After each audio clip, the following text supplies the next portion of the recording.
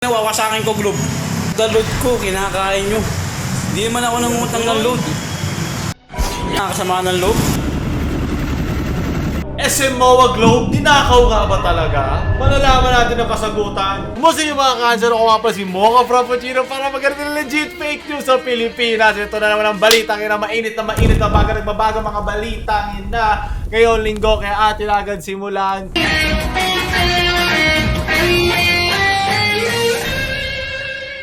Pero baka hindi nyo pa alam na meron nag-viral na video galing sa isang netizen kung saan naglabas siya ng isang dashcam video ng isang pangyayari kaya ating alamin.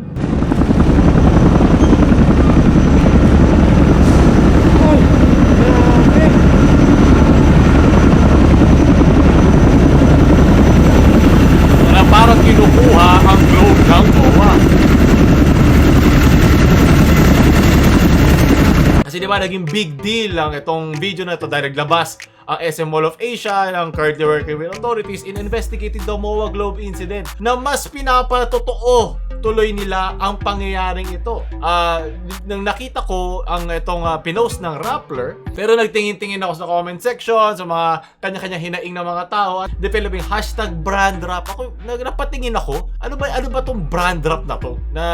Pumunta ako sa kanilang hashtag brand rap ng Rappler. At ang brand rap pala is the plan for your brand's next big story. Every day, we collaborate with our partners to create stories that are informative, relevant, and effective. Siyempre, tandaan nyo, kailangan magpasahod ng Rappler dahil sila ay isang kumpanya. At so naisip ko, anong brand ang sa kanila, anong brand na nagbayad sa kanila? Ano ba mayaman na brand? So, tingin-tingin pa ulit ako sa comment section, tingin-tingin pa ulit ako sa sulok-sulukan, sa mga libag ng Facebook kasi hindi naman ako lagi nandyan. At nakita ko na meron palang IKEA. IKEA, Tito Bol pa. Nako, Bol ang papalit.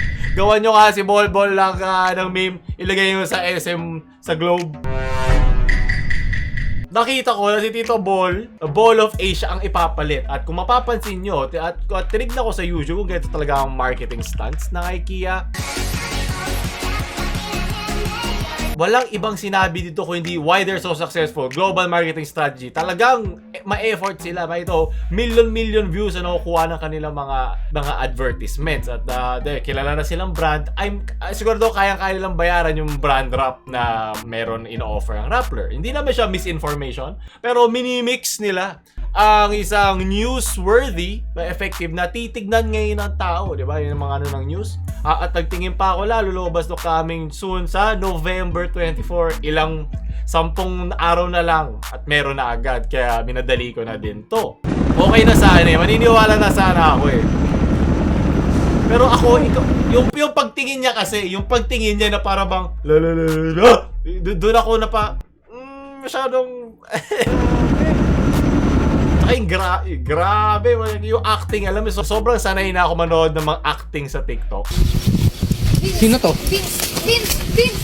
Tama na, Vince. Tama na. Sino yan, Alexa? Naiintindihan ko na mabilis ko nang malasahan yung mga ganitong klaseng acting at marketing stunt. Pero maganda yung pagkakagawa nila, di ba? Sa mas simpleng tao, parang papasadaan mo lang to na parang, oy, totoo nga, may nangyari nga gano'n. At diba, nag-double down pa ang marketing SM Mall of Asia at ginawa pa nilang totoo. Nauna ko naisip doon sa nung pinapanood ko yung video, kung nakita mo ganong kalapit yun, lalapitan mo ba yun? Di ba dapat parang lilihis ka o titigil ka? Hindi ka dire-diretso doon sa helicopter na kinukuha yung tonelada ng bakal na yun. Parang mamatay ka pa doon, di ba? So, ayun.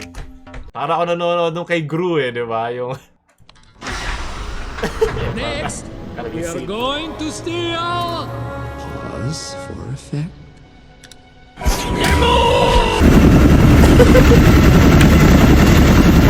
Napakaganda. So kung nagpapanik kayo, ninanakaw yung globe lang ng mga bakal ng SM MOA. Pero pag ninanakaw na yung kaba ng bayan, chill lang. Wala mag-share. Wala may pakilang. Historical revisionism lang tayo dito. So, duality of Pinoy. Siyempre, daanan natin ang mga memes tungkol dito. That feeling na wala ka pang picture sa globe ng MOA. So, damn! Hindi man lang ako nakapagpa-picture bago naman nakakaw. Sayang. Huwag ka mag-alala, may panahon ka pa. Babalik din yan. Meron lang kailangan gawin ng IKEA. Kaling kay RCP. Obvious kung sino nagnakaw. Sabi ko sa'yo eh. Si Gru. Dati makala ko politiko lang pwede magnakaw dito. Sunod. Ocha, milyon-milyon kikitain mo dyan pag pinapound mo yan. So, bilyonaryo na yung junk shop. Ito galing kay John. Pustano, ito papalit sa Globe. Si Tito Bol IKEA. Mukhang ito nga talaga. Mukhang nag-interconnect naman ng mga bagay-bagay. At sa 10 araw, malalaman nyo na kung tama o mali ito. Kaya, hiniram lang ibabalik daw agad. Pasakay mo si Tito Bol. Sunod na balita. Ayun, di ba? Naintindihan nyo na. Papasadala lang natin mga balita. Sunod na balita, by people of Orocli. Mas papaniwala ako to. Nasa looban yan. Nasa looban ng bag mo. Ang Globe, ang SM Globe. Dami-dami ko na iniisip. Dumagdag pa to. Kay Kevin Lin. Oh, it's the Optimum Pride! Okay, hindi din na to bagong balita. So yung palala ng palala yung tunog ni Optimus Prime. Sunod. Kaya kay Joshua. Lasing at langus sa droga. Ang 25 anyos sa si Bethel Vendelmar Jr. Nang ito masyado. sa Cubao kaninang madaling araw. Dito fake news, Suspect legit. si Delmar sa panloloob at ang panggagahasa sa isang babae. Bago ako ngayon pumasok sa bahay na yun, nakadroga na ako, nakainom na ako. Ngayon, pinasok ko yung bahay, kumuha ako ng kutsilyo sa kusina, naghanap ako ng kutsilyo.